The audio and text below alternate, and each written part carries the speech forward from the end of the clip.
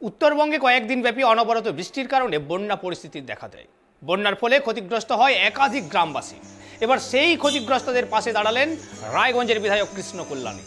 আজ ৮ নম্বর বাহিন গ্রাম পঞ্চায়েতের বন্যা কবলিত গ্রামগুলি পরিদর্শন করলেন রায়গঞ্জের বিধায়ক কৃষ্ণ কল্যাণী এবং ক্ষতিগ্রস্ত মানুষদের দিকে সাহায্যের হাত বাড়িয়ে দেন।